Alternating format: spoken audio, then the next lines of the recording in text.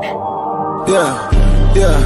Icy cold, it is so icy cold. Yeah. Mixing the water with cheese is making the money get mold. Yeah. Trying to be like gang, you better go get it involved. Yeah. Deep right, 84s on lanes, I love how you think it is folks. We did it, we said it, we spoke. Yeah. We put it out, thought it was smoke. Just 504. This is at home, right down the street from Alamo. Yeah. Parked the days in, ain't taking no days in. Yeah. Don't need a vacation, I need a replacement. Busting the lights out soon as we came in. What are they talking about? What is pertaining? Yeah. Need me a therapist to ask if I'm aging. Is me do you feel caved in? Why am my demons invading? I live here and they're hesitating. They biting the cadence. Go out their way, it's okay. Cause like the Jones is the basement. I gotta get with my face in it. Yeah. Icy cold, it is so icy cold. Yeah.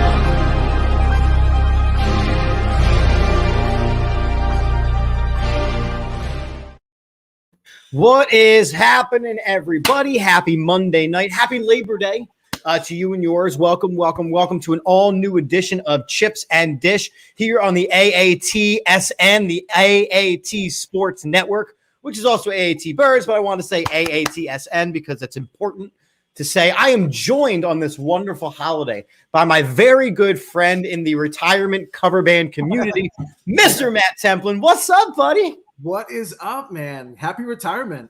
Happy retirement to you. So we were both in cover bands. We both retired from cover bands to do other passions that we have. So I wanted to, throw it out to you that way. And just relatively get some sleep. That's just not even sleep. Sleep at normal times. Yeah. Normal sleep. Yeah, my wife wasn't used to seeing me before like noon, before I got out of the band on the weekend. So it's nice. I get to see my kids. I get to realize that there's like full days of sunlight rather than just like vampire, like don't come in my window, bro. It's like being on a bender for 5 years.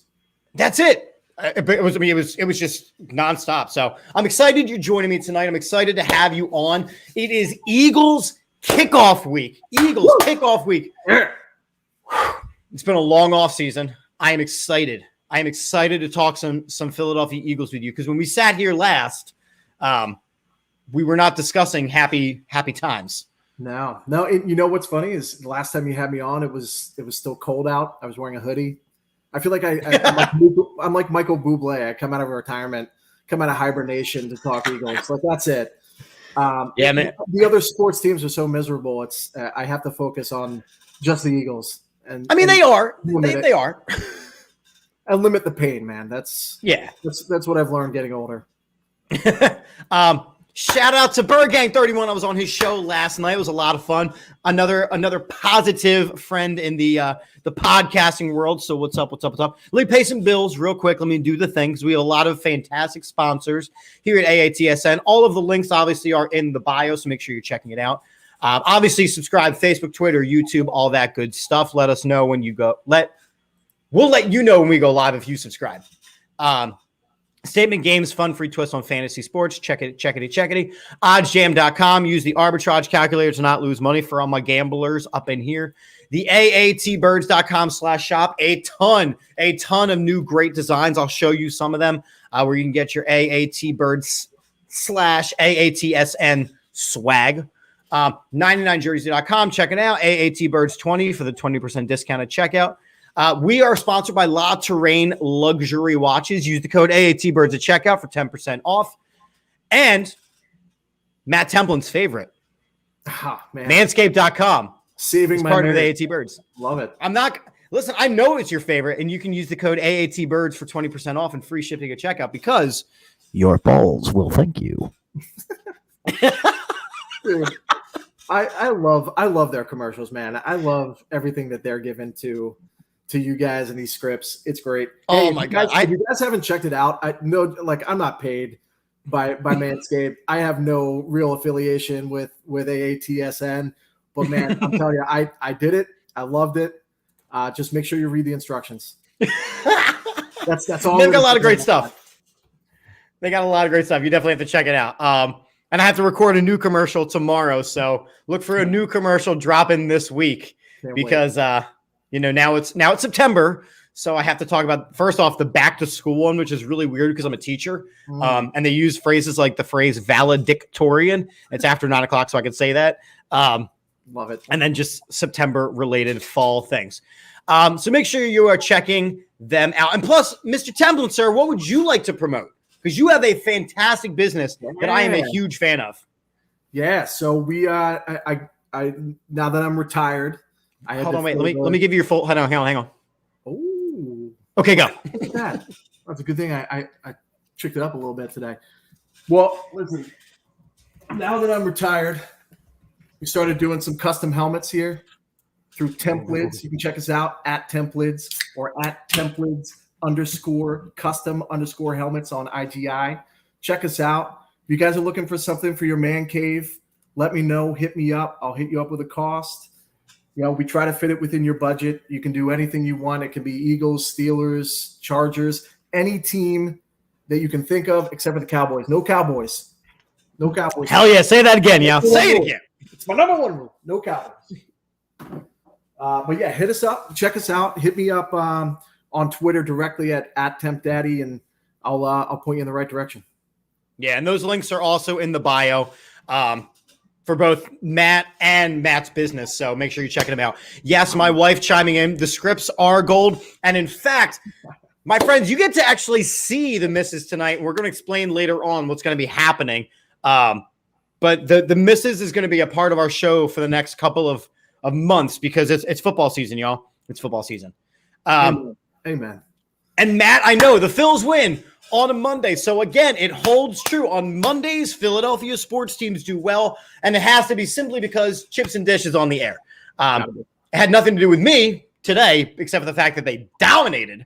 But yes, and the Cowgirls do suck. We talked about that last night. 100%. Can't agree more. Speaking of things that suck, let's talk about Ben Simmons. Because here on All About the AATSN and Chips and Dish, we cover all sports. Real simple question. Matt, I'm going to let you take first swing at it. What are your thoughts on Ben Simmons and all the drama that has ensued?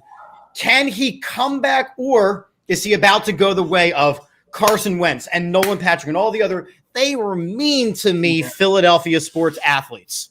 Isn't it a weird new thing in Philadelphia? Like, I don't know what's going on. And it's not the fans, I'll tell you that much. I mean, we're the same old fans. You know, we're the same old 700 level type fans that they've had for 50, 60 years, man. I think it's this generation. I hate to say it because I sound like the old grumpy man, but it's this generation, man. Yes, the participation. Matt, exactly. Matt Templin at Matt Cans, exactly. Participation trophy generation. Well, you know what? And I'm gonna take this. I'm gonna make a little connection here because I know you're a big Ted Lasso fan.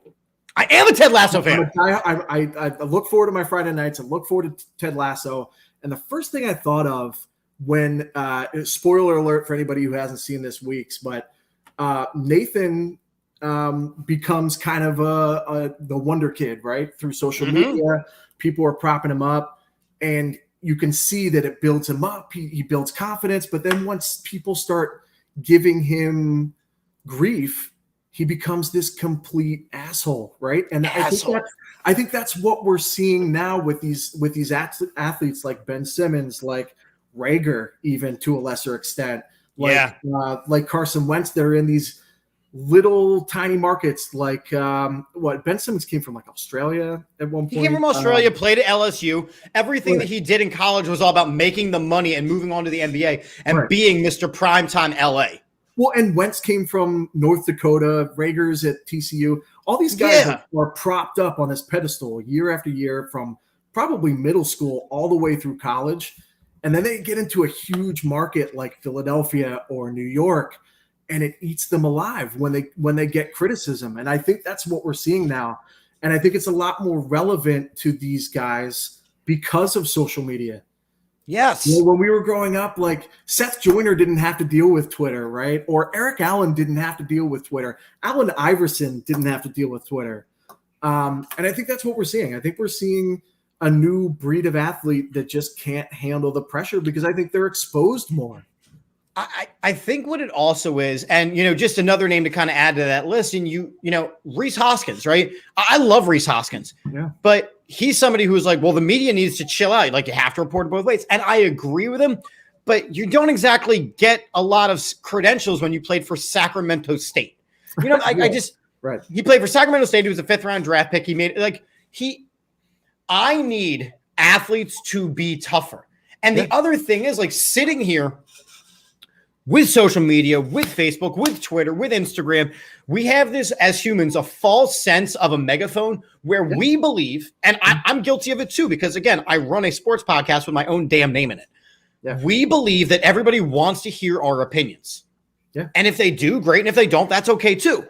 But we believe that everybody wants to hear our opinions. We have lulled ourselves into this false sense of importance. Not saying that we're not important, but a false sense of that you want to hear what I have to say. Right. Yeah. And I think with these athletes, they're hearing it from everywhere, and they're going through the social media and, oh, this person sucks. And you can really do one of two ways. You can either go, screw you, and I'm going to do better, or you go, get me out of here, where they're going to be nicer to me. So you know what, Ben Simmons, go to Portland. Go to Portland. I don't care. Well, if you want to go to a small market that doesn't give a shit and you can just kind of like drift through and not deal with things, cool. But that's not what we want here. And anyone who used to play here in the non-social media days will say, listen, you'll get grief, but if you just play and you do well and you are not afraid to take shots, or you work on your actual shots that are not in an empty gym, we'll lay off, man. Just prove it on the field. What up, Scooby? Scooby, you're on the air, bro. But yeah, I mean, that's the problem, is that these guys are overexposed, and I get it. It's got to be hard. I'm sure it is, because we're all so connected, and there's no real way to escape it. Right. But it's also the reality of the sport they play. They're getting paid a lot of money to put that. A lot. They're getting paid a lot of money to just push that away and focus on their jobs. And I think that's what we need to start focusing on in Philadelphia when we're looking for athletes. Are people mentally tough? I mean, look what Deuce and those rumors came out with Darius Geis during the pre-draft interview. I mean, they jab at these guys and listen to how they should. And they should. Exactly. And that's how we should be looking at athletes for all markets, not just Philadelphia, but I'm sure they're having the same issues in New York and Boston. Right. And that's the thing. Like, we talk about the Philly mentality, the snowball mentality. Like, first off, stop with the snowball thing. Yes, we threw snowballs at Santa Claus. He was wearing a Cowboys hat. Like, go fuck him. He deserved it. He deserved it. But it was also in the 1970s, shut up. Like, let it go. You have fights breaking out everywhere, all over the country, and it's just somehow gets pivoted back to, well, the Philadelphia fans threw snowballs. The Niners and Raiders aren't allowed to play each other anymore because too many people got stabbed last time. That's what I'm saying. They don't talk about that. I don't know. So, like, Ben Simmons for me, and the fact that we've seen it so much in Philadelphia over these last couple, like I said, Carson Wentz, Nolan Patrick, Ben Simmons. These are all people who were drafted with exceptionally high expectations. Yep. And you know what? They didn't live up to it. So and how you high have two did you choices. feel about Philly sports at that time? That's you felt great. That is the worst part about all of this for me is not that they didn't pan out, but that all of them didn't pan out, right? All of them didn't pan out. I remember sitting there in 2017 and just going, and talking to my dad and just saying, dude, we are set in all four sports. I think we have our core. Like, we can move forward. We can be the next, Boston that had the Bruins and the Patriots and stuff, winning championships. And I thought for sure I would have bet $1 billion on it that said we were gonna be that next great sports city. And here's the thing. We are a great sports city. We are. Look, like my wife, she chimed in here, and she's right. As fans, we'll let you know if you're working hard or not. We want our players to do their best, and when they're half-assing it, we let them know. Conversely, if they're doing an amazing job, we praise them like no other. That's what Philadelphia is. I couldn't say it better myself. Yeah. But Ben Simmons surrounds himself with people who are like, yeah. But you're doing great, Ben. You're doing great. Their whole life, and that's the problem. Is that these guys get propped up from middle school all the way through college. They don't deal with adversity. And I think that's another problem is that these guys, college sports have become so big. Yes. That they don't know how to lose. They don't know how to deal with adversity. And it's tough. These guys. Yeah. I feel bad. I coach Pee Wee, and like I lost my ever loving mind at our first scrimmage because the 7-year-olds weren't executing. And I had to take a step back and go, what am I doing with my life?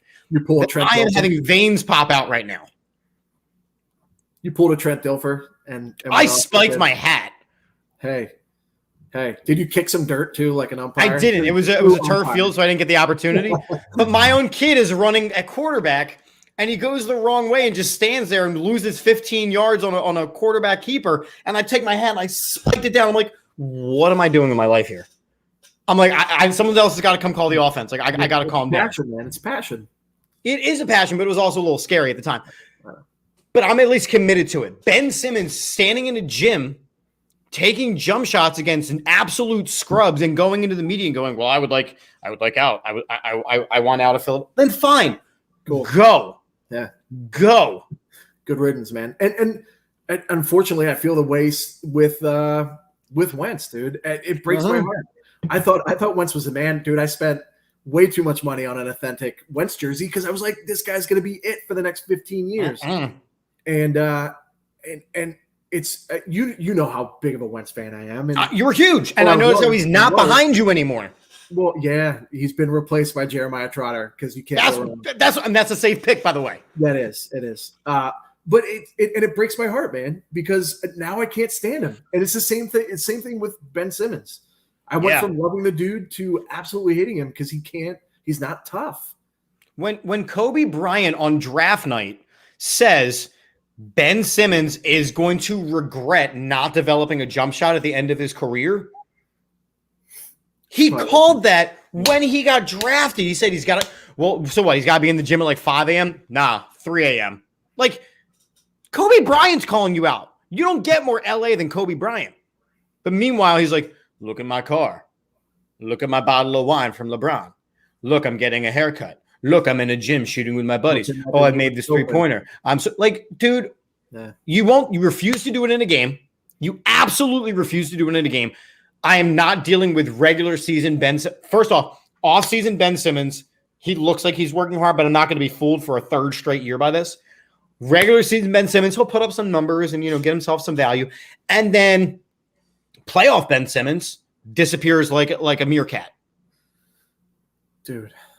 And even look at, you get, dude, I'm at a loss for words because it's the same thing with Wentz. I mean, you can make they are as close to, they're as similar as you can be for playing completely different sports.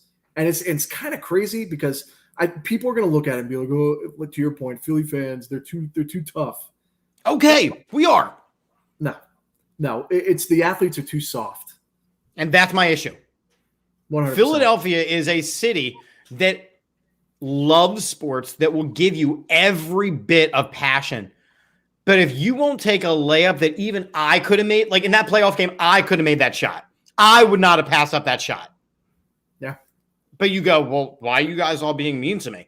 Because the way you became such a liability on offense that we couldn't even put you on the court to play your superb level of defense. And he could be so dominant too. He's so big. He's so fast. He's so gifted. He's so good on defense. I just don't understand why, if he just drove to the hoop, I don't know, 30% of the time, we'd be killing teams. I have said multiple times, a really easy solution in my mind on how he can come back. Because I do not feel like he can come back. Like Don's saying, he is literally the same player that he was when he got drafted, and I agree. And thank you, Adam. I am rocking my Super Mario Brothers shirt. Right? So, but here's my issue with Ben Simmons. If the issue is he refuses to take a jump shot and they can just collapse in on the paint and he can stand out there at the three-point line and nobody's around him and then, literally do nothing, there's a really easy solution. You require Ben Simmons to shoot 10 jump shots per game. If he does not shoot 10 jump shots in a game, then the next night he doesn't start. And he still has to shoot 10 jump shots in a game, but he only gets to play the second, third, and fourth quarters until he gets it through his goddamn mind that he is going to shoot the goddamn ball. Max, we are talking about him because we talk about all of the teams, and it's been a solid 2 weeks since I absolutely ripped on Ben Simmons. Hi, Max. Good to see you, buddy. Really, really good question, though, Max. It's a great question. And in fact, I'm done talking about Ben Simmons. I've already given him 20 more minutes than I wanted to. So let me talk about the Philadelphia Phillies and the bullpen game, because I am ready to lose my ever-loving mind off of this. So first off, going into right now, the Philadelphia Phillies are a game and a half out of first place in the NL East. Because, my God, you want to talk about yet another shitty division that Philadelphia plays in. The Eagles play in the NFC East. They're terrible. The Phillies play in the NL East. I do not understand how a division is so bad. First off, shout out to the Mets for being 69-69. Good to see you, right? The Braves are 1.5 games ahead, and they had a monster game today, right? And Matt, I understand that they set up the rotation for the rest of the season. I get it. I am at my wit's end with Girardi. The fact that you are even allowed to play a game,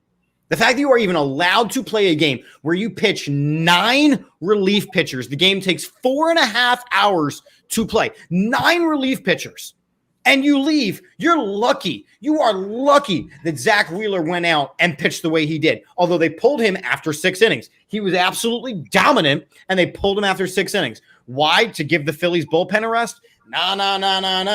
Not at all. They pitch Hector Neris again. They pitch Matt Moore. Look, I am not a Matt Moore fan at all. I think he is an absolute garbage dumpster fire of a piece of crap pitcher. But you're telling me that your 5th starter can't be your long-term reliever, your long inning reliever, you're Matt Moore. Matt Moore is good for a long inning release situation. So you start him. You don't start Connor Brogdon on the mound. You don't start Sam Coonrod on the mound. These are not starting pitchers. This is an abomination that they were allowed to win that game yesterday. And Max, exactly like you said, you can't beat the Marlins, who are one of the worst teams in baseball, but you wipe the floor with an almost 90-win Brewers team. Why? Because the Phillies, like most Philadelphia sports teams, are playing down to the level of their opponents. And it's no wonder that you're barely at 500. Or up. In this situation, they played up. They got their ace on the mound. They hit the ball all over the place. They won today very, very handily. But you have constantly played to the level of your opponents instead of just going out there and doing what you're supposed to do. You're not going to win every game. I get that. I am aware of that fact. But for the love of God, you can't find 5 guys to starting pitch for this team. You can barely find 4. Look, I know Eflin's hurt. I get it.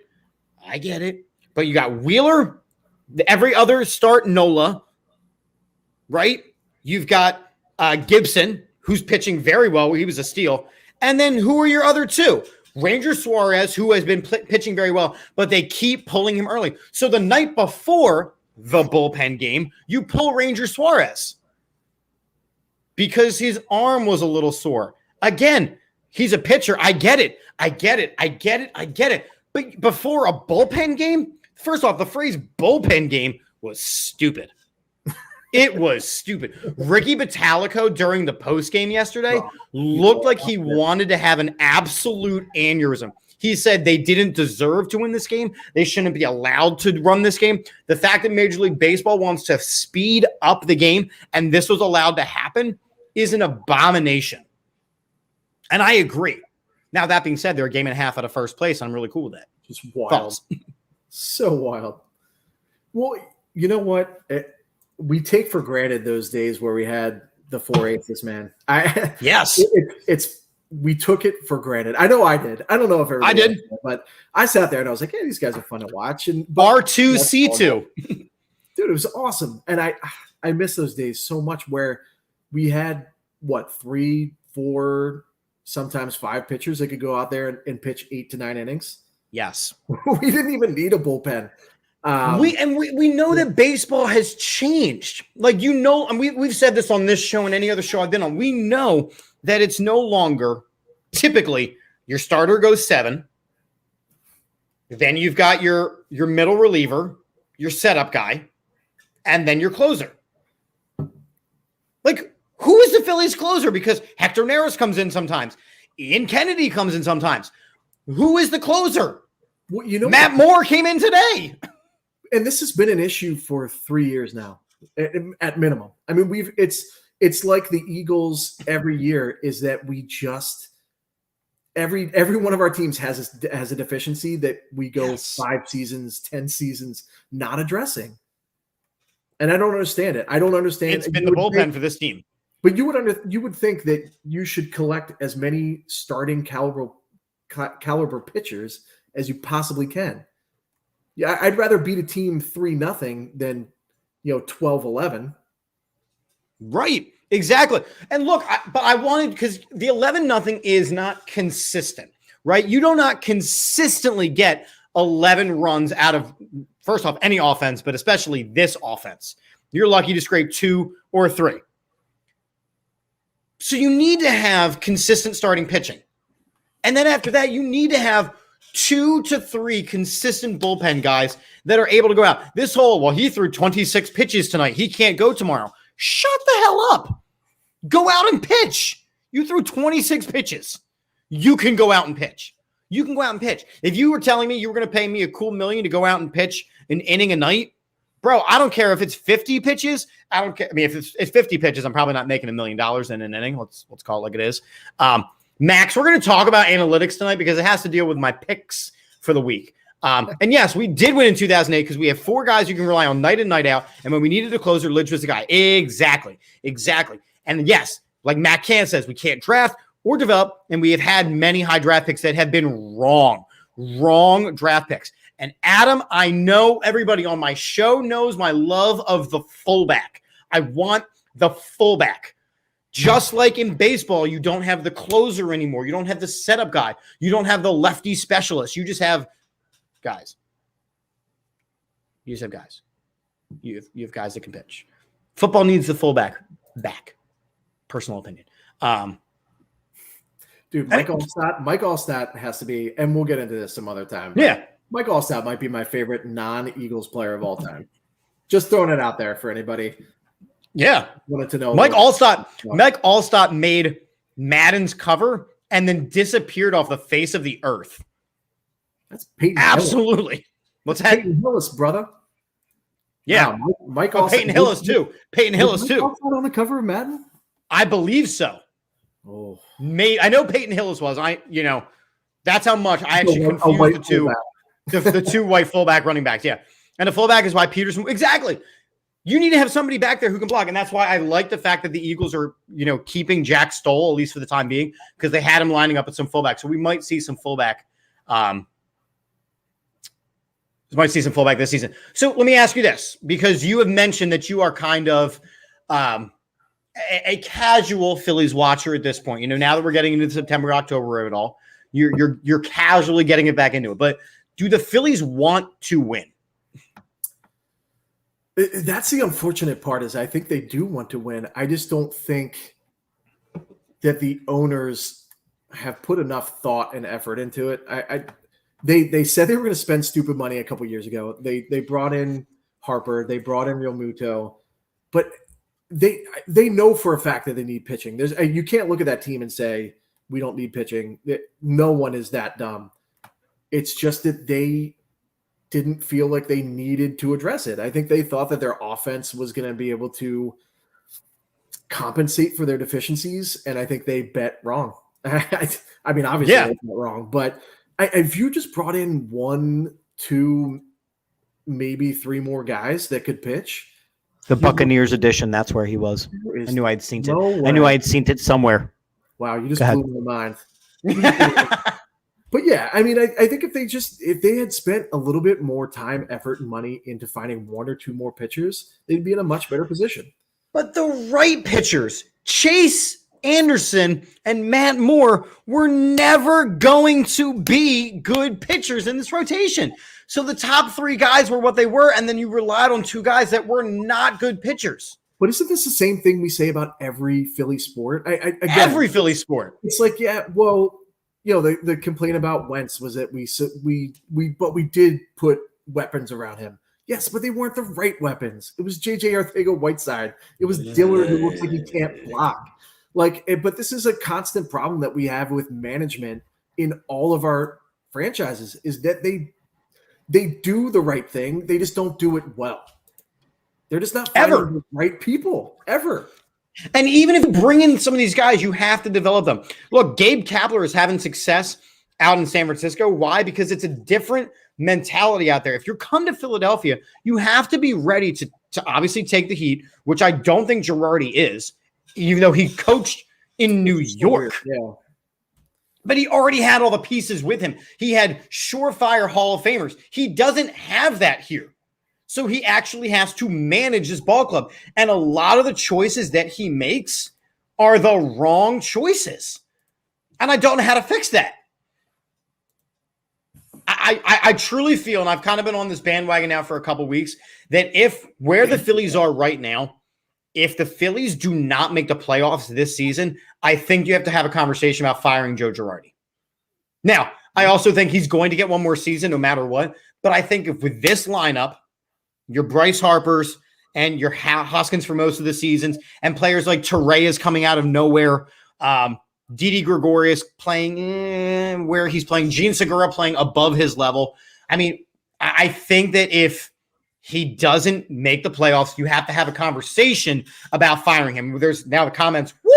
Comments are coming in. Don agrees. Matt says, who do you bring in? I don't know.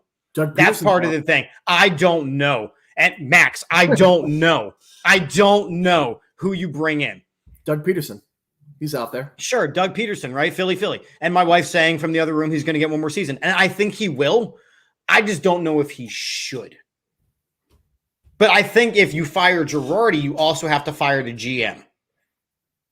Because he's not providing you with the pieces you need, and he's not allowing you to do what you need to do. This team is being mismanaged. Yes. And Max, I agree. I think the bigger issue is the front office not bringing in the pitchers and not actually having any help in the farm system to do anything at all. I don't want to go to Reading Phillies games right now. I don't want to go to the Lehigh Valley Iron Pigs because those guys all suck. They all suck real bad. I want to go to the Reading Phillies for Harry Potter night, but they're not good. They're not good at all.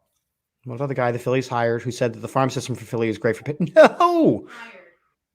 The farm system sucks. Yelling at you. Did you hear that from the other room? No. Yeah. Awesome. I've got a great microphone. It is good. Yeah. All right. It's a shame, man. It really is. I feel like this offense could be so good if they just had support. If they just had a team that could, or a team of pitchers that could just keep them below 5 runs. Yes. And go longer than 5 innings. Yeah. You are relying on a garbage bullpen way too much. The fact that there's even 9 guys in the bullpen to all pitch yesterday with a couple on layaway was mind-boggling. And then I started thinking as the game endlessly dragged on, like, what if this goes further into extra innings? Do we have enough guys? What happens if Wheeler is only able to go 2 innings tomorrow? What happens? Like, there were so many questions, and none of them were answered by having a bullpen game. That should not be allowed. They're talking about, speeding things up, and now relief pitchers have to pitch to 3 batters before they get pulled, which changes baseball. And you're talking about the extra innings where the runner starts at second base, and that changed baseball. Allowing 9 relief pitchers to pitch a game is not okay. And some of them came in for a third of an inning. That's 1 batter. But see, this is why I got away from baseball. This is why I stopped watching baseball. It's not the same game, man. I say just bring on the steroids. Let these guys hit. Let these guys hit like 15. Cork the bats. Cork the bats. Give them. I'd say metal bats, but they'd kill someone. But yeah, let steroids back in the game. Mark McGwire, Sosa, those guys. That's when it was fun, dude. Let's just. But it was fun. I remember that summer explicitly. Yeah. But that's not what baseball is anymore. And like analytic, and there's shifts, and they're taking out pitchers. These guys don't hit for home runs. Bryce Harper should not be bunting the baseball. Ever. He's your best hitter. Why is Bryce Harper bunting the baseball to get out to strand JT Realmuto at third? So that Bryce Harper's your best hitter, is your MVP candidate. What? But Matt, I see that, right? Joe was mad about that, but so was Bryce Harper. Someone had to call that. Yep. So bigger question is, Who called for your best hitter, your franchise player, to bunt the ball and get your ducks in a row, right? He shouldn't. Jesus Christ, Tila. You are killing it. For those of you listening later on, my wife just put a comment up saying Bryce Harper shouldn't even be eating bunt cake. Awesome. And that's going to go for comment of the night, sponsored by Manscaped.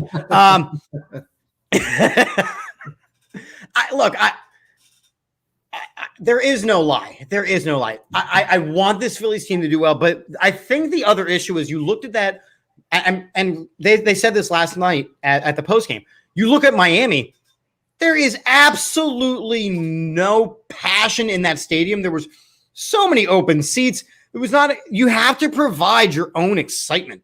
You have to want to win the game. And that's why my question is, do they even want to win? Are they busting it down the line? Are they saying, no, coach, do not take me out. I'm going to pitch the 6th inning, Ranger Suarez. Or you go, oh, my arm is a little tired. Like, come on now. And yes, Max, it is favoritism, but you cannot argue that comment was outstanding. Bryce Harper shouldn't bunt. He shouldn't even be eating bunt cake. That was fantastic. Impartial voter here. That should be tops. There you go. Chips and Dish, live from Miami's ballpark. Listen, I'll go anywhere. We're going to start taking this show on the road pretty soon. At least the AATSN weekly pregame show. We're going to talk about that at the end. But again, I think the Phillies can win. And as Don said a couple comments ago, if you had told me that a couple days into September, they'd be a game and a half out of first place, I would absolutely taken it. But at this point, if they don't win the division, and now they're even in the wild card conversation, if they don't make the playoffs, you have to figure out what's wrong and actually fix it. Because Bryce Harper is not going to keep sticking around here to not be a competitor. Now, what's worse in your mind? A team that, well, I think I know the answer to this. Okay. But a team that doesn't want to win and is soft by saying, hey, my arm hurts, I don't want to play. Or a team that generally thinks that this is okay and it's just not good enough. Both are not a problem. Or both are a problem, excuse me. Both are I was like, what am I saying there? I was going to say both are not okay, and it came out both are not a problem. Both are an issue. If you are sitting here complacent, that's a problem. And if you are sitting here going, well, this is fine, I can live with this, like, that's a problem too. You've got I think this goes back to what we were saying about Carson Wentz and Ben Simmons and Nolan Patrick. If you do not care, we are going to eat you alive here in Philadelphia.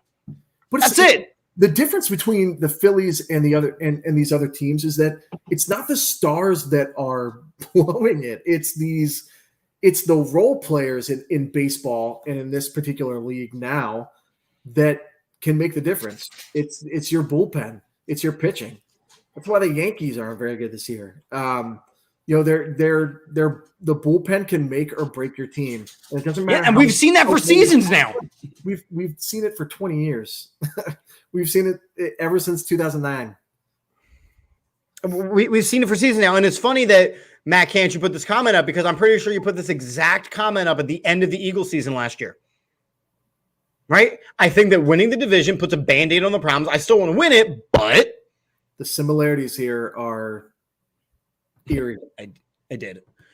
But that's Philadelphia sports. We play to the level of our opponent. We are not currently at a place where we excel and want to excel. We are okay with being okay. That's the best way I can think to put it. We are okay with being okay. I will say I have to give Reese and these guys credit. I don't think they are not okay with it. Like Reese and Bryce, they are not okay with what is happening, but unfortunately they can't do anything about it other than what they're already doing. I mean, Bryce is having borderline MVP season, but if your pitchers can't pitch and they can't go more than 6 innings, it doesn't matter. You can't be the best player on a garbage team. To your point, he's gonna. I mean, he signed a 14-year contract. I don't know what it looks like to get out of that, but you start to wonder if your stars are going to want out of here. Is Real Muto going to want to come back? I mean, he's here for 5 seasons now. He's going to be 4, but he's going to start transitioning over to first base because that's where catchers with bad knees go. And he's not even catching for all these guys. Like, He's look, so cool. I love JT Realmuto, but he has not had a superior season. He's been okay. He's been okay. These guys have been okay. Bryce Harper has gone through the ups and downs all season. Now he's playing at an MVP level, but before he was just okay. So I'm definitely struggling. Listen, I'm here if you want to talk, man. You have my number. Give me a call. I might need it. And yes, Johnny, I agree. Tampa says it all. You do not need to win with the stars in baseball. You just need a team to do their roles. And right now, that's not what's happening. And yes, Don, it is why the city loves the TJ McConnells and the Nick Foleses of the world. You go in, you put everything on the line, and you win because it's what you need to do. That's all we ask. That's all we ask. Give your body to us. That's it. That's all we ask. Lay it on the line. And speaking of the Nick Foleses, let's transition one more time to some other sports. It is Eagles kickoff week. Let's get it popping. Expectations and thoughts. So, last night I was on Bird Gang 31's YouTube stream, and I talked to one of the most positive people I've ever talked to in my entire life. Oh, helmet's coming on. Helmet's coming on. Let's go full screen on this real quick. I'm buckling up, baby. I'm ready. Right? We were on this live stream, and we were that is a Templins original. I'm ready to go. Original. We're going to talk more about that in a couple minutes. And we're having this conversation. I'm like, look, I love the Eagles. I have some questions about things that are going to happen. I don't know if they're ready. And he was very positive about it. He has this team winning 12 games this season. To which I responded, I got it at 7. Wow. I have a 7-win team. You are definitely, and yes, we got Max is saying under 6.5. Johnny, we already had this conversation off the air. We're going to have this conversation again. I'm going to have you send some things over to Matt so we can get some AAT Birds helmets. Matt is saying he's got it at 4. So let me ask you this, because Matt, you are, again, one of the most positive Eagles fans I know. What have you liked about this offseason? What are your thoughts on the upcoming season? Is Jalen Hurts the guy? I mean, tell me all of your Eagles thoughts. I'm even going to spotlight you again. I am optimistic generally every year. And there's a lot of things to be really excited about. There's a lot of things to be really optimistic about. 4 wins, that's a little harsh. They're definitely going to be better than last year. I mean, there's no way to be worse. They were playing with the worst quarterback and the worst offensive line situation, and they still managed to win 4 games. So I'm going to go over 4. I'm not going to go. Okay. I'm not going to go 12 wins. I think that's ambitious. But I think the 7 to 9 is realistic. Right, and that's okay. Because you're coming off of a 4-win season, right? And I think that's we have to temper our expectations with Hurts first and foremost. I have to say, I was a big Wentz guy, and we had this conversation last year that if they think Hurts is the guy and they can set themselves up for success with him, they are going to be in a really good position. Sure.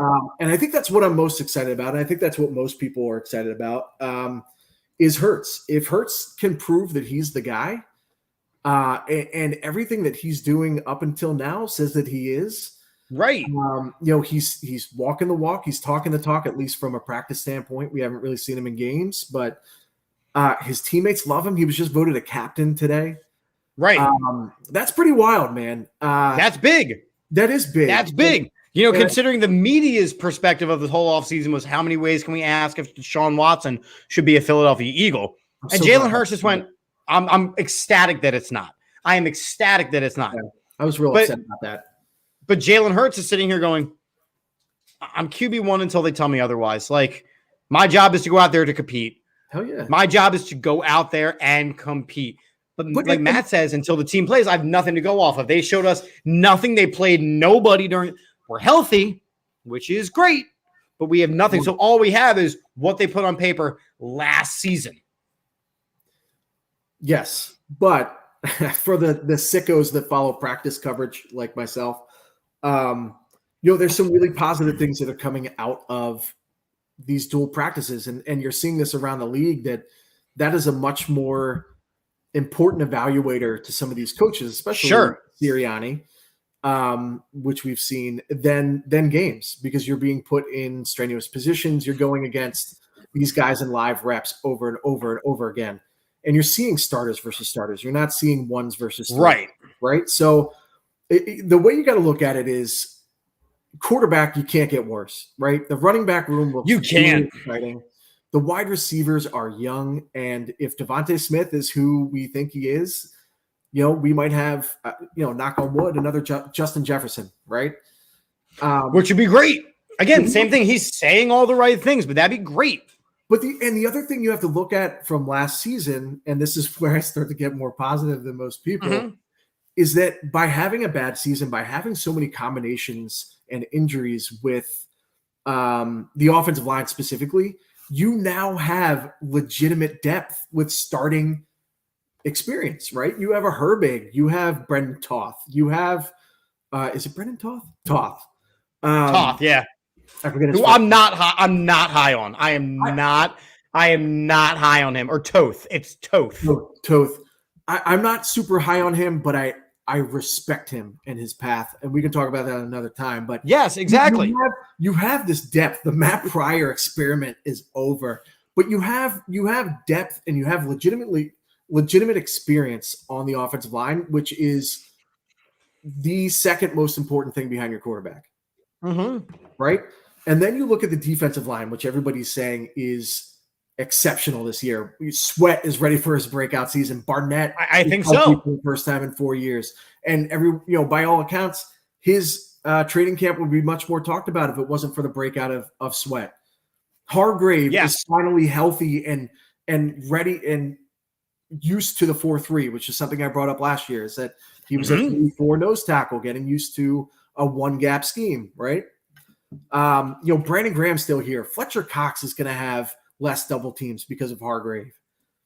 This Milton Williams, and they're all healthy. A stud, right? But that's the biggest thing. They're all healthy. We are all healthy. We have experience. If those offensive and defensive lines can stay healthy, and Hurts can be less shitty than Wentz last year, which is it's a pretty low bar, right. But it's a bar. It's the bar we're working with. I have no reason not to be optimistic. I agree with this comment, right? The cornerback depth is no bueno. The linebacker depth is not good. We can do that. We can say all of the things that we're worried about. But I judge an offseason very simply. I say, is the team better than what they were at the end of last season? And I think the answer is unequivocally yes. This team is unequivocally better. They brought in a starting caliber safety in Anthony Harris. They brought in a starting caliber linebacker in Eric Wilson. They drafted Devonta Smith, who was the best receiver in the draft and the best option. I think that they are unequivocally better than what they were, and they're healthy. I think the offensive line, healthy, is the best offensive line in football. Top 5, very least. 100%. But there is a lot of, I see the comments, right? There's no way of knowing. I get that. There's too many new things. I get that. And that's where we get to start playing the games. Isn't that the fun of all this, though? Absolutely. That's why I am. This is the first time in years I've been this excited to watch young talent. Yeah. Right? Like, I was glued. I'm a sicko, but I loved watching the preseason games. I taped them. I was watching specific. I did. There's nothing to watch. There is, if you're looking for the right people, and I know, again, I'm a sicko, but if you're looking for the young guys that you're looking to potentially play roles on this team for depth pieces, I'm excited about it. I really am. And quarterback depth, we talked about this before. It's one of those things that we talk about every 3, 4, 5 years with the Eagles. It's something. It's like starting pitching and the bullpen for the Phillies. Right? We talk about it every year and it never gets fixed. But we got Slay, we've got Nelson, we've got Maddox, we've got depth there, man. And if you think about the successful Eagles teams that we've had, what do all of them have in common? They've got 2 corners that are exceptional, right? Or really, really good. You have your Sheldon Brown partnered with your Lito Shepherd. You have your Bobby Taylor partnered with your Troy Vincent. Last season, Darius Slay, he had a decent season, but every single team could go the other side of the field. Yeah. Well, not to mention they didn't have any safeties. None. Mills was playing. Jalen Mills was not the guy. No. And what is it? I mean, to be fair, it was his first year playing safety, and I think he did an admirable job. But he was a 7th round pick for a reason. There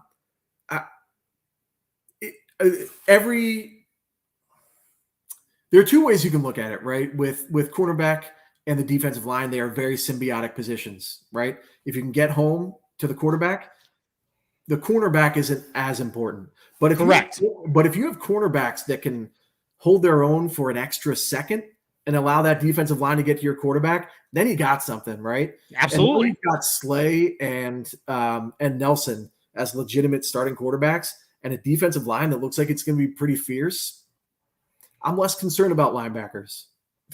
And again, you have linebackers now in Eric Wilson and even Alex Singleton, who was just voted a team captain. Captain Alex Singleton. Like, you have to love that. This is a guy. Now here's a guy who.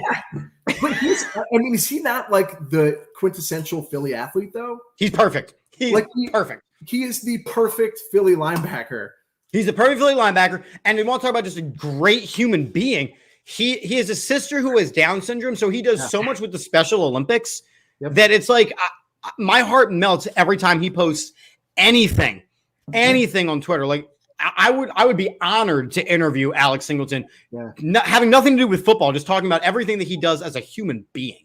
So Alex Singleton, if you're watching, come on in. The water's great, but no, seriously, like this team. Alex Singleton is showing that he's not a fluke, because he played in the preseason. He was always around the ball. He was a ball hawk. Are there things he has to work on? Yes. Are there things that all of these guys have to work on? Yes. But I think that this coaching staff is also different. This coaching staff has expectations, and they are actually coaching. It's not, all right, Quez Watkins, here you go. You weren't supposed to even be on the field this season. And John Hightower, you weren't supposed to be on the field this season, but we have injuries to Deshaun Jackson and Alshon Jeffrey, so go play. With absolutely zero coaching, zero anything, and they looked lost out there like rookies. Yeah. Sirianni's not that guy. I am so excited to watch Nick Sirianni continue to improve this team. And like I said last night on Bird Gang 31 show, I'm going to judge the season not by wins and losses. Obviously, I want to go 17-0. I don't think it's going to happen, but I would like to go 17-0. What I want to see is I'm going to watch and see on Sunday what they put out there. And then I'm going to watch all the games. I'm going to watch the last game of the season. If they get better from the first game to the last game, the season is a success. Hey, can I bring something up that happened today that had me with my thinking cap on? Go ahead, sir. One of the most intriguing storylines, I think, of this offseason has been the Zach Ertz drama, right? Yes. So it was like 100% certainty that he would be traded by the draft. And then it was he'd be traded by training camp. And then it was during training camp. And then it was, well, maybe, you know what? Maybe he's here for the long haul. He was very optimistic on his last press conference. He said he squashed some things, put it behind him. He wants to retire here. And now today, we're hearing from guys like Reuben Frank and Mike Kay that Goddard's extension talks have been put on hold and that they want to, quote unquote, go a different way. What do you think that means? I mean, to me, the writing on the wall there is that Goddard might be out of here and they might be rolling with Ertz and Jackson moving forward. To me, that says that if you look at the long line of successful Philadelphia Eagles tight ends, your Zach Ertz's, your Brent Selleck's, I mean, your Chad Lewis's. I mean, you look and you see a specific type of mold of what has been successful. Dallas Goedert hasn't shown any of those things yet. But he hasn't been given an opportunity either. And that's what I think. I don't know if they're going a different direction as much as they're saying, why are we going to give you this huge contract when last season you had a chance to show out when Ertz was on the sideline and you didn't? So here you go. Your tight end won this season. Maybe. But you need to act it. We're running a lot of 12-man personnel. We're running a lot of 2 tight end sets. Let's see. Yeah. I think that's going to be an interesting storyline to watch. That to me is one of the more fascinating things because I agree. It's reminiscent of the Alshon thing. Like, oh, there's no way he's going to be on the team. We carry him. He doesn't even go on PUP. We waste a roster spot on him.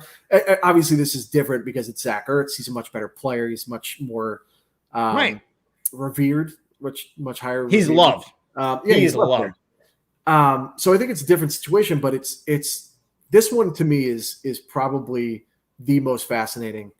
And what they're going to do with Derek Barnett and Josh Sweat. I think this is the defensive end and the future of that position is going to be really interesting to watch. Listen, I have a lot of rooting interest in this team this year.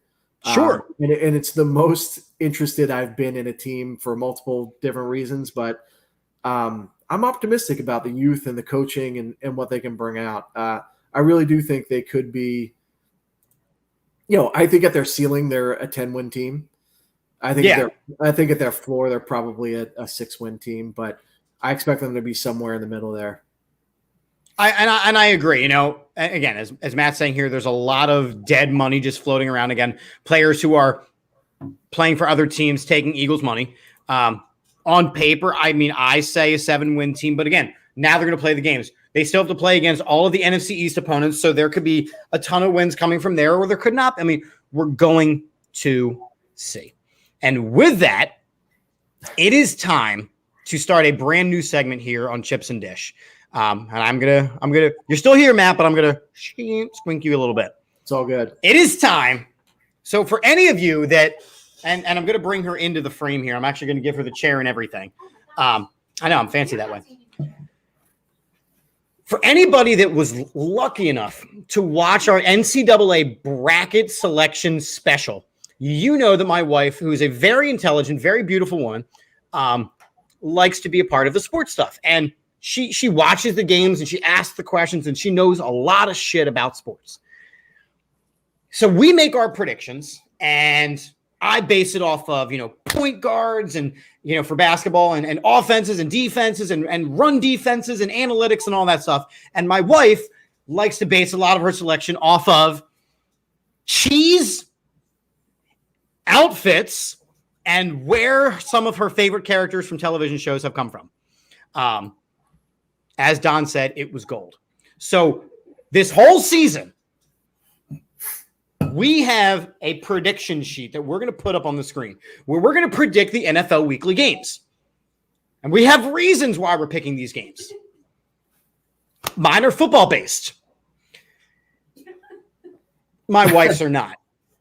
So we're now doing our last segment, which I'm going to say just for purposes of what it does. The new weekly pickoff segment is sponsored by Manscaped.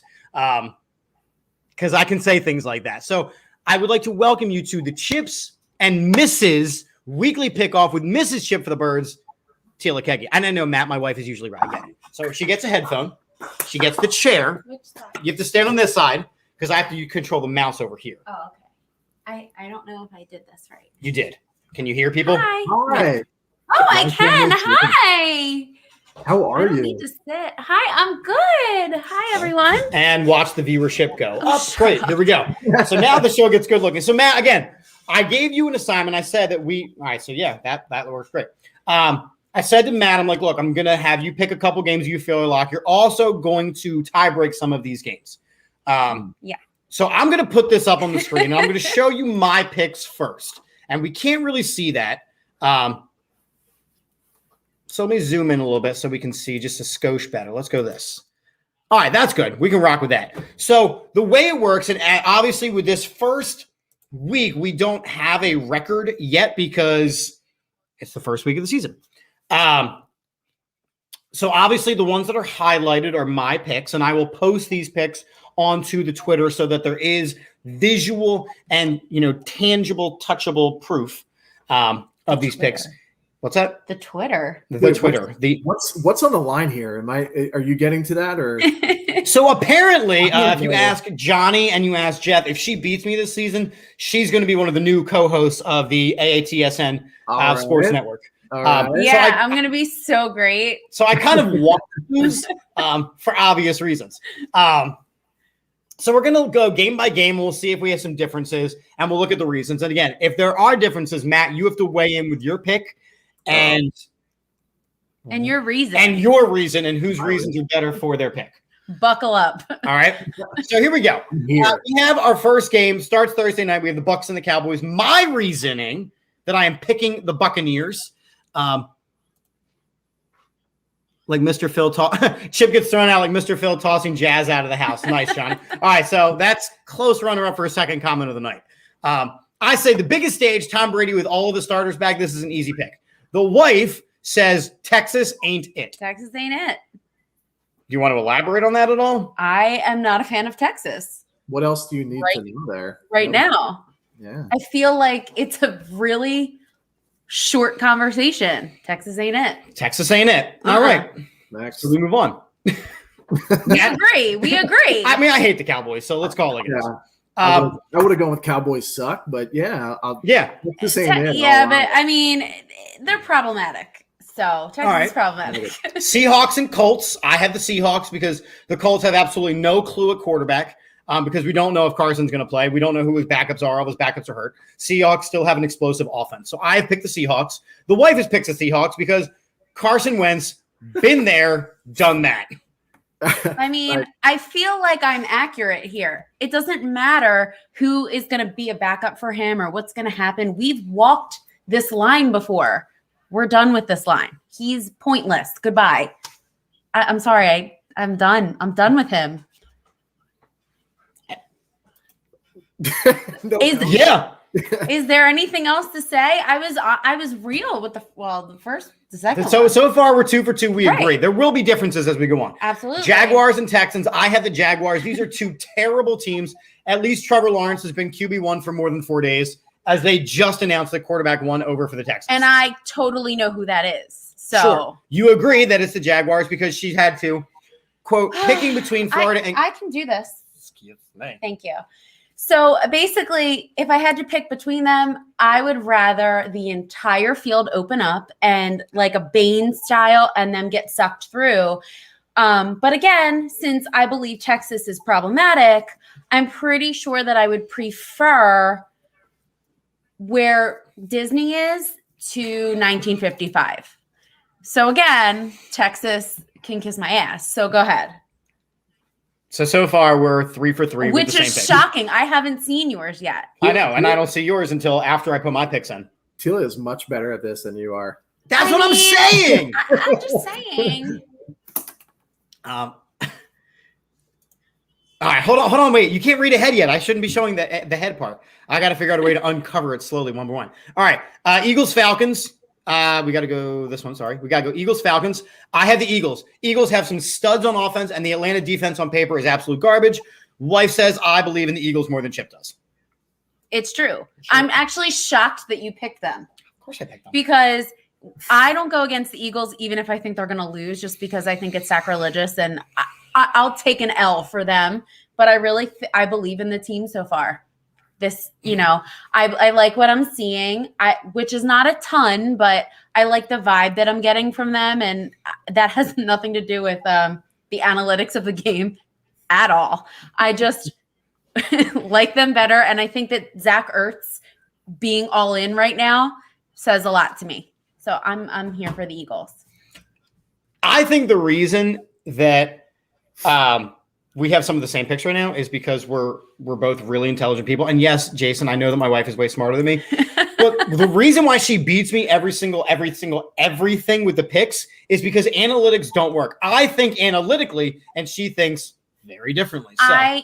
I think that when you speak to analytics, you're getting too in depth with things, and you're not realizing that shit happens in games that you would never expect. I can say shit, right? It's after 10. Okay. Shit happens in games that you don't expect to happen. And then that game that you were so sure you've lost a ton of money or whatever because you were like, oh, but I thought, and you're wrong. So, stick to things like cheese. I'm surprised no one brought up the fact that they have Chick-fil-A in their stadium and it's closed on Sundays. Yep. What kind of horse shit is that? Which is like it's brilliant. It's brilliant by them. Yeah, it's true. It's true. Are we on? We're still in Washington. We're now about to be on Washington and the Chargers. Okay. So I think this is where we start to differ. No, we did not. We don't differ here. I have Washington winning this game. I said it's a toss-up for me, but I think Justin Herbert struggles with the Washington football team defense pressure all day. The wife also picked Washington because I did. I do love the Chargers. I just happen to think that their costumes are really cute. But I think that Rio would be very upset if I did not pick them. So I purposefully picked Washington just for him. I'm sorry. What do they wear on their games? Costumes? Outfits? All right, I'm out. Am I wrong? Matt, it's been good to see you, buddy. That's going to end the show tonight. Am I wrong? They're called uniforms. Whatever. They're costumes. They put on a show every Sunday. It's fine. Oh, dear God. All right. Steelers and the Bills. We do differ here. Yes, we do. I have the Bills. I said it could be a good game, but I'm high on the Bills this year. And the Steelers are going to go back to throwing exclusively by the third quarter because they get a great new running back in Najee Harris, but they're going to go back to Old Faithful, which is Ben Roethlisberger throwing the ball 806 times in a game. You have selected the Steelers. I hate Ben Roethlisberger. But TJ Watt is so attractive that I am willing to put that aside and say that they're going to win. I'm willing to let go of Roethlisberger's rapey behavior for attractive TJ Watt. All right, so Matt, wait, hold on. Oh. And furthermore, when you play the Oregon Trail, right? God, here we go.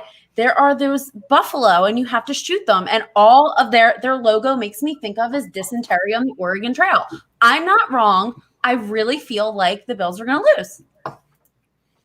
Oregon Trail with lots of what the hell? With lots of NFL fans get the Bills as possible AFC champions. Dysentery, I can't.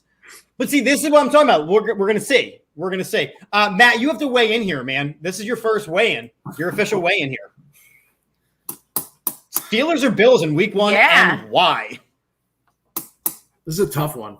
It is a tough one. This is a really tough one because I have no idea what the Bills are going to look like on defense. I just think the Bills are going to win this one. I think the Bills have a better defense. I think they have a championship caliber quarterback. Who's home? That would be the Bills. Yeah. All right. So they got home field advantage. I got Bills. Okay. Right. And apparently everybody in the comments section does too. So we're all about to eat crow on this one. Dude, they drafted so well on the defensive line. I absolutely totally knew that. I knew that. I was like, oh my God, the Bills drafted so well. Yeah, we were talking about really going out on a limb here. All right. How about this? Let's focus on the ones that we have different.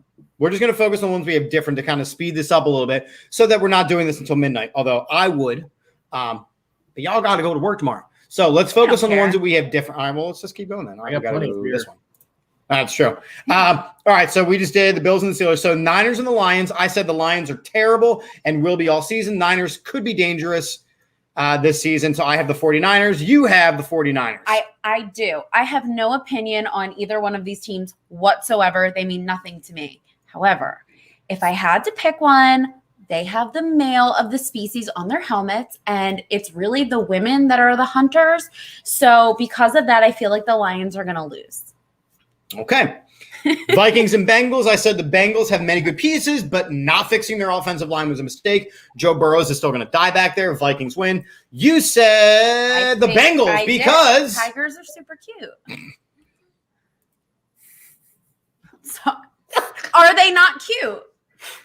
Are they not? They are totes adorbs. See? Yeah. So, Matt, you have to pick between the Vikings and the Bengals and give your reason why. Is it because the Bengals did not improve their offensive line, that they're going to lose, or are they going to win because tigers are super cute? Joe Burrow is literally afraid for his life in press conferences because his offensive line is such shit, and we don't even know if his knee's going to hold up. I got to go Vikings. Who do they play for? Who does he play for? Joe Burrows is a Bengal. Oh, gotcha. Absolutely. Yeah. I'm not joking about the not like serious, like in-depth knowledge here.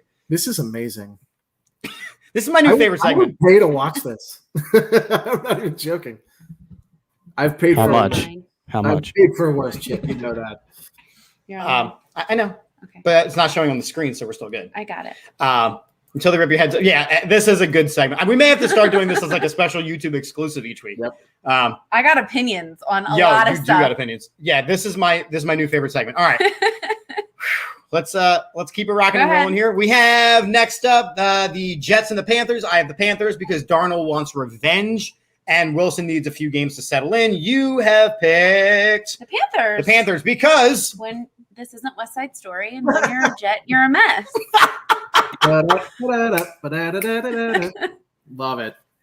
when you're a Jet, you're a mess. That might be a new T-shirt All About the Bird shop for that game that we play against them. All right, good. Let's do it. That's great. When you're a Jet, you're a mess. Titans and Cardinals. I said Titans are built to dominate this year. Lots of defensive questions for Arizona this offseason. The missus has said the Titans as well because I don't know anything about the Cardinals, and until today, I really thought that they were strictly a baseball team. So, I mean, that doesn't bode well for them. nah. Switching sports, not easy. Yeah.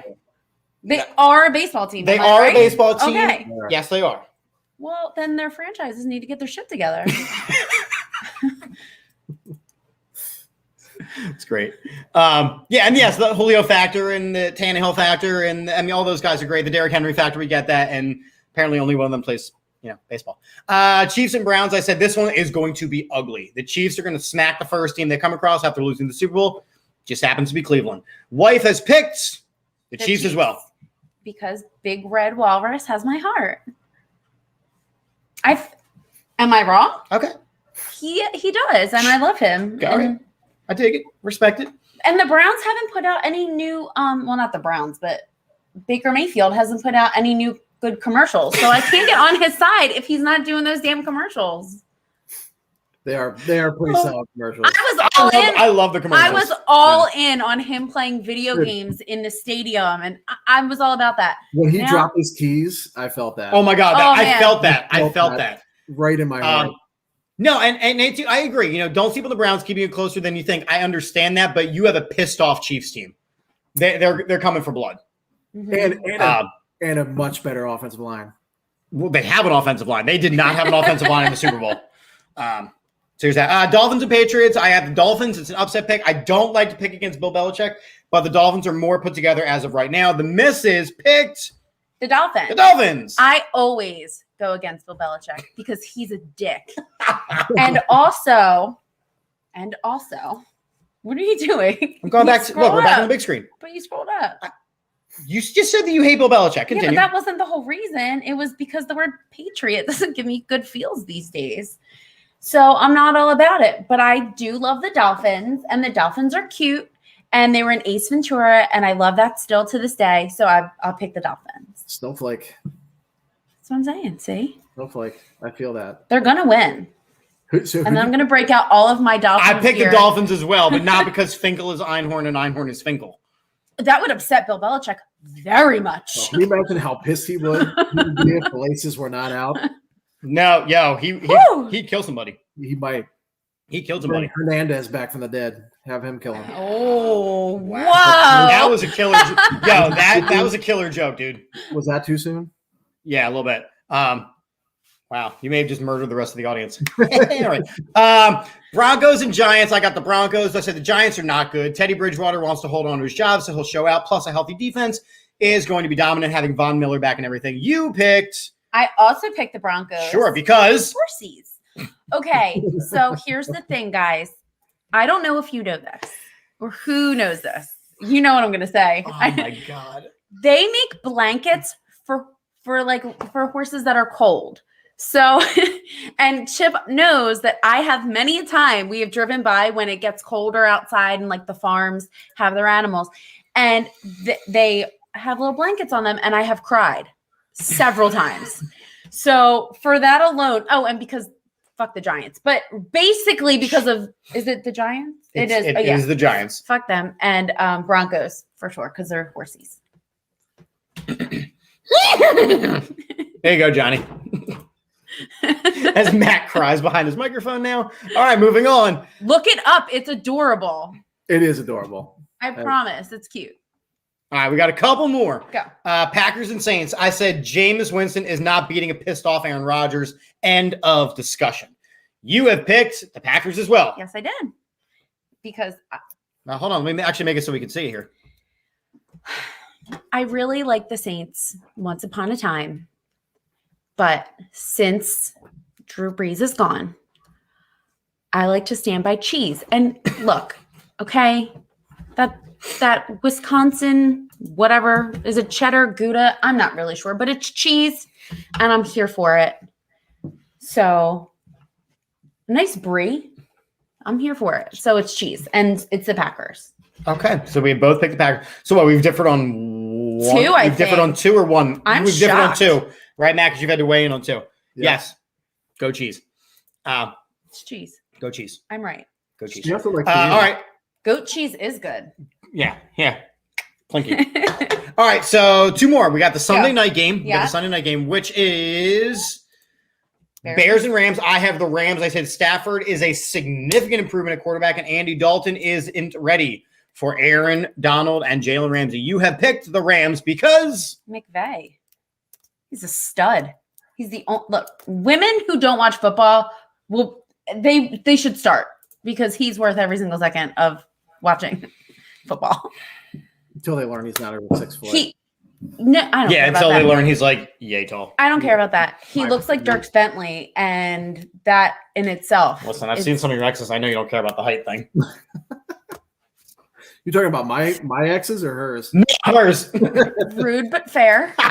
That's fair. Sorry, I didn't mean to get short with you. As Johnny said, this is going to piss you off, Teal. String cheese eating, not peeled. Bullshit. Chomp it. Listen, Johnny, No. okay? No. You need That's to psycho peel behavior. it. He, like a heathen over here, will just bite down on the string So cheese. does Johnny. I know. And it's weird. Do you also do it with, what is it, Kit Kats? Because he does that there too. Yep. And it is sacrilegious. It's disgusting. This is why FBI. I do well and you do poorly. If the FBI is listening, looking at Johnny and Chip, they both. That's What a It's psycho true. move, Chip. I'm actually really disappointed. It's Sorry, bro. Psychotic so behavior. No upsetting. offense, It Johnny, is so but that's- upsetting. yeah. Furthermore, hold on. Quick question. Do you, when you eat ketchup, right, with fries, let's say, Yeah. do you dip your fries in the ketchup I'm a or dipper. do you drizzle it all over top and get an uneven proportion so I'm a it's dipper. soggy? I'm a dipper because I'm not 4. Thank you. Me too. Everybody else, what do you do? Because in my opinion, the right way is you can even put a little salt on there. It's delicious. This one is a child. Shut up. I'm not a child. You're my child. Now, name that movie. Chicken nuggets. Yo, ketchup on chicken nugs, man. Ketchup on Yeah. chicken nugs. Yeah, agree. but on the side. Thank you. You need the right amount. But so sometimes the chicken nuggies are too hot, so you have to actually use the ketchup as a cooling agent. So you dunk it. No, you pour it on. You let it cool for a couple seconds. Done. Go. You dunk. Thank you. Thank you, Jason. No. Thank you, Jason. I am Thank you, appalled. Jason. Appalled. Thank you, Jason. AKA Justin Timberlake stunt double. I appreciate He you. lost 1% in my book, so now he's like a 99 instead of 100. Shut up, Matt Cants. Thank you.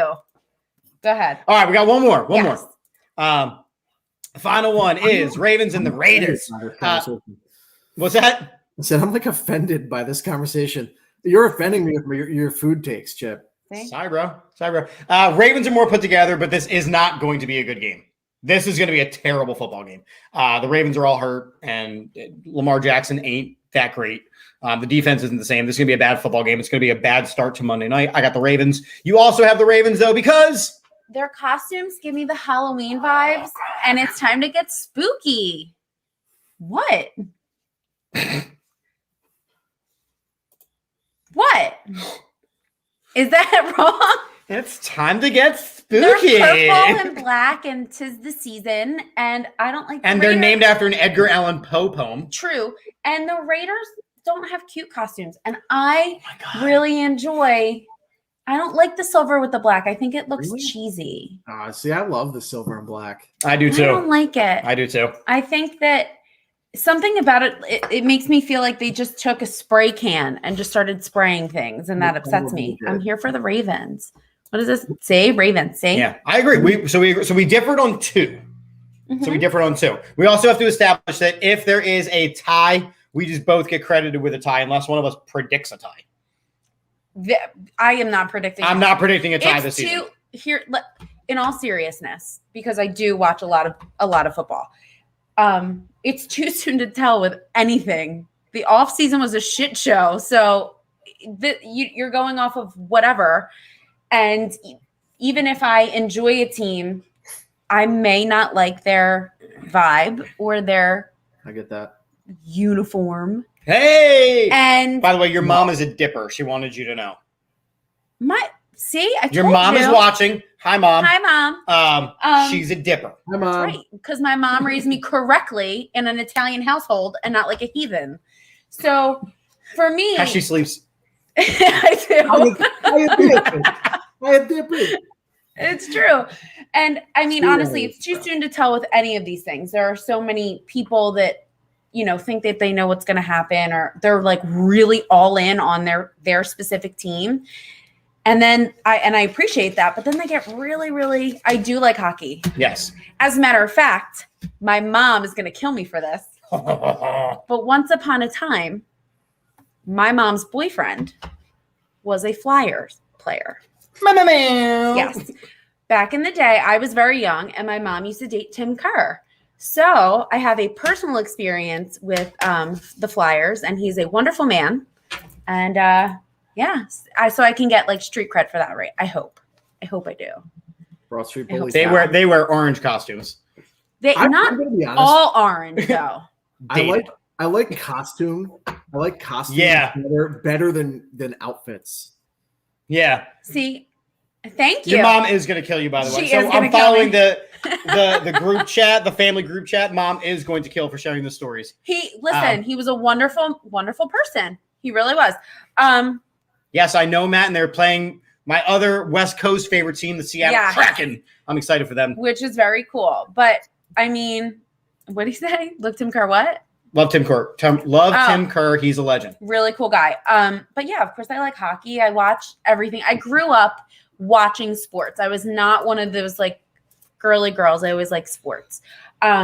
But I agree. I think costumes are better because when you put on a costume, you can be whoever you want to be for that day and that time period. So just like Beyonce, when she's not on stage, she's Beyonce. And when she gets on stage and she gets moving, she's Sasha Fierce. They're two separate things. And I want the people, thank you. No, he knows that I'm internally screaming right now. I want the people to screaming internally. I want the people that play to come out and bring them a piece of themselves that they don't show on a daily basis. So why can't it be a costume? Why does it have to be a uniform and they be like everyone else? Oh, good Lord. Hey, Where is the lie? Dawkins did it. There is no lie. Dawkins did do it. I know he did. It just hurts my heart to hear it so Dawkins close. did what?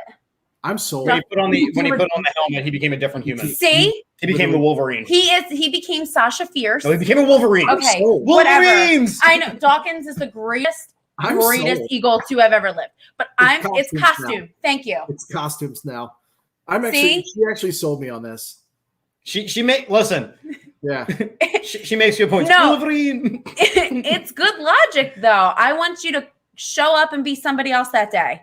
That doesn't take any shit and that leaves it all out on the field and then get off and the field. Get off the field. And Zach Ertz, on Sunday or Monday, he goes to church and he does his own thing and he does whatever. But on that field, he will murder you. And great, I'll take it. Well, he'll get tackled without yards after catch. But yeah. Listen, sure. And I understand. I'm there. But you know what I mean. And I'm hoping that when the time comes with Jalen Hurts, he's going to come out and do the same thing. And I like what I see already just when he steps on a field in general. and how he presents himself off. So he absolutely has that costume mentality. I'm right. Call it a costume. Costume mentality. I'm in. I am 100% in on costumes. See? From now on, they'll for the You're rest in the of year- minority. Now, I want to be clear. This is why I lose a lot of arguments in this house. She's good. Mhm. Yeah. She's good. Yeah. I'll turn you to my logic. She And look, can sell ice to an Eskimo. That's the line that's always been used to describe her. it has. But I will also tell you guys that I'm lactose intolerant. So when it comes to cheese, that's how much I love it. This is Yeah. going. I am so sold on cheese. Costume mentality. I want that shirt, Johnny. Johnny, there you go. I know you're still watching. Yeah, costume mentality. Coin that phrase. And yes, Matt wants you to send your resume to ESPN. They need better people working This there. is what I'm saying. This was I her mean, audition come on. video. I have a shirt. What you got? Costume mentality Uh-huh. with Sheldon Brown with the Freddy mask. Come or on. the Jason mask. Not Yeah, Sheldon hold Cooper, on, right? Hold on. Not only that, but Lane Sheldon Johnson. Brown. They all showed up with their With the dog mask, dog right. masks. Costume mentality. I There's something marketable. Johnny, take There that. it is, Eagles. There it love is. And he's watching because he commented because Nora likes baseball because the lines that are cut into the grass where they design the And I still can't figure out how to do that. our backyard. So looks if like Nora I'm knows, let me know. So this has been the first edition of the weekly pickoff. She'll be back next week to go over the results of these games. There's going to be a lot of smack talk on Twitter. There will be a lot of smack talk on Twitter. Actually, we may have, like I was thinking, because we may actually have to move this to Tuesdays, like on a YouTube thing, because there's a Monday Night Football game. There's that last game. And if it's an away game, Yeah. something very big is happening. Yes. So we're going to get into that. So everyone likes the awesome segment. Let's begin wrapping up this show. So first off, Matt, I want to thank you for joining us this night and playing our marital counselor as the last segment went through. And how amazing, absolutely incredible the helmets are. Just this segment, Matt. Just this segment. Relax. Don't worry. We're not going anywhere. Philadelphia sports can't survive without me on a Monday night show. We know that. So a couple of things. First off, there are an absolute ton of new designs in the AAT Sports Network shop. So first off, let me put up the official website. This will link you. So aatbirds.com/shop, tons of new designs, including Kenny G for Kenny Gainwell and his saxophone. The Hearts on Fire, Strong Desire, Rages Deep Within, the Rocky quote, now on a t-shirt. Missy made that happen. The AAT All Authentic Talk NWO style shirt. And again, AAT Birds, AAT. I mean, lots and lots of new fun designs. Make sure you are checking them out, getting your swag on. I'm going to need some. Yeah, so do I. For show. Lots of other great sponsors, including Statement Games, a fun free twist on fantasy sports. I play fantasy sports again, so I'm actually going to be on Statement Games quite a lot because I don't remember a lot of other things. Awesome. Some other great sponsors, oddsjam.com. You can use their arbitrage calculator to not lose money for all of my gambling peoples. For all of my gambling peoples, you need to make sure that you are checking out oddsjam.com. They will help you win some money. 99jersey.com. Use the code AATBirds20 for a 20% discount. I like that one too. Lots of rain. Luxury watches. Use the code AATBirds for 10% off. They're very fancy. They're very fancy watches. Make sure you are liking all of the new pages. The AAT Sports Network on Twitter and AAT Sports _ sports is what we're all about. And our final sponsor is manscaped.com. Your balls will thank you. I vouch. And so will your wife. I vouch for this. Big time. I vouch. Use the code AATBirds for a 20% discount and free shipping at checkout. Now, the big news that the wife was referring to, and this is where Matt Templin is a very important figure in what we are talking about. Starting this week, every single away game, the All About the Birds, the AAT Sports Network will be live for pregame at the West End in Quakertown. You can come out. There are great specials. There are great giveaways. There are all kinds of amazing things. Matt Templin is going to be providing some beautiful viewing on our table. He's going to lend us two of those fantastic, amazing, wonderful, superb helmets that he creates. Look at those bad boys. Look at them. They are beautiful. And there will be business cards all over the place, so you can actually reach out and contact him on getting your own customized Eagles helmet or whatever team you want. We're probably going to be getting a AAT Sports Network helmet. That's sick. I love the visor too, man. That's the part that like puts it all together for me. That's Jeremiah Trotter. That's my boy. So make sure you are checking it out on Sunday. This week, it's a 1:00 game, so we will be live. Yeah, that's hold on, you're going back up. Oh my God. I love that. It's the metallic, man. That's sick. Yeah. Sick. Fletcher Cox. Beautiful. I mean, the holidays are coming up. Mm-hmm. That's what I'm saying. So you'll be able to see these live in person. Sunday, we will go live at 11:30 a.m. We'll be live throughout the bar and all over our Twitterverse and Facebookverse and YouTubeverse. So we'll still be live doing our predictions. But again, you have the chance to actually come out and see us in person at the West End in Quakertown. Lots of great shows this week. Tomorrow is the debut of former NFL player Jeremy Bridges' brand new show on the AAT Sports Network called Burning Bridges at 10:30. It's an after-hours show. He is going to get on and just shit talk whoever he feels like shit talking at the time. He's the coolest. What a great name. Right? Bridges. He is the coolest. Thank you. Holy shit. Thank you. Was that you? Of course. I mean, I don't want to. Hold on. Wait. She's here. Honey, was it me? I don't want to toot my own horn. Yes, it actually was. It was. And he is such a badass. Oh, man.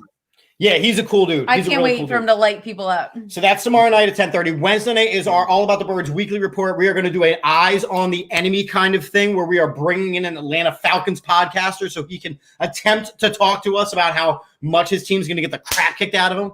That was really aggressive. Sorry. Was. Thank you. Thursday night is Across the Pitch, our Philadelphia Union soccer show. Friday is Birds, Beers, and BS. And then Sunday, we are live at the West End in Quakertown. Not to mention the Dynasty decisions that just dropped on the AAT Sports Network YouTube. Listen, if you are not a part of this yet, you have to be. We are making moves, making waves, and stirring some shit up. So we appreciate you. We appreciate you. Matt Templin, I appreciate you, man. It's good to see you. Congrats on the retirement, buddy. I'm proud of you. Congrats to you, sir. Congrats on all the babies. I love them babies. Well, that's what happens when you retire. Retirement and COVID, man. It's babies. So I too had been retired. Speaking of those horses, I have been put out to pasture in one way or another. So we're going to end like we end every show on AATSM with a solid Go Birds. Go Birds. Go Birds. Go Birds. Wow, that was really fantastic. good. I have to use that sound clip. And as we end every show here on Monday nights on Chips and Dish, we're out of beer.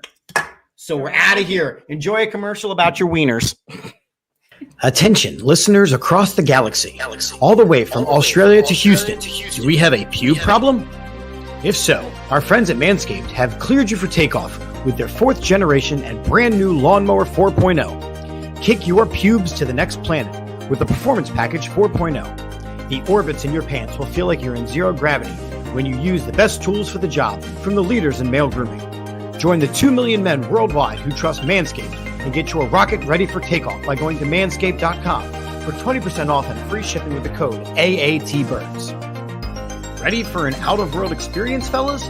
Look no further than the Performance Package 4.0 from Manscaped that has just taken off in not only the USA, but Canada, the UK, across Europe, Australia, South Africa, and Singapore. Inside this package, you'll find their Lawnmower 4.0 trimmer, Weed Whacker ear and nose hair trimmer, Crop Preserver ball deodorant, Crop Reviver toner, Performance boxer briefs, and a travel bag to hold your whole solar system. First, scheduled for liftoff, new Lawnmower 4.0 trimmer. This spaceship is here to guide you on a journey to trim your body, balls, butt, and even Uranus. This 4th generation trimmer also features a cutting-edge ceramic blade to reduce grooming accidents thanks to their advanced skin-safe technology. The Lawnmower 4.0 has a 7,000 RPM motor, a new multifunction on-off switch, can engage a travel lock, and is even waterproof. The Lawnmower 4.0 also has a 4000K LED spotlight you can turn on and off when needed for a more precise shave throughout your travels across the universe. The Performance Package 4.0 also includes the Weed Whacker. It's like having a little astronaut to chop your worst weeds up top in your nose and ear. The Weed Whacker is also waterproof and uses a 9,000 RPM motor-powered 360-degree rotary dual-blade system. This nose and ear hair trimmer provides proprietary skin-safe technology, which helps prevent nicks, snags, and tugs in those delicate holes. Don't forget to use Crop Preserver Ball Deodorant and their Crop Reviver to help your little planets be on their A-game while feeling the sun's heat. Manscaped even threw in 2 free gifts to their Performance Package 4.0, the Manscaped Boxers and the Shed Travel Bag. Abort hairy balls and Buzz Lightyear that Woody with Manscaped. Get 20% off and free shipping with the code AATBirds at manscaped.com. That's 20% off and free shipping with the code AATBirds at manscaped.com. For a clean trinity and beyond, your Spaceballs will thank you.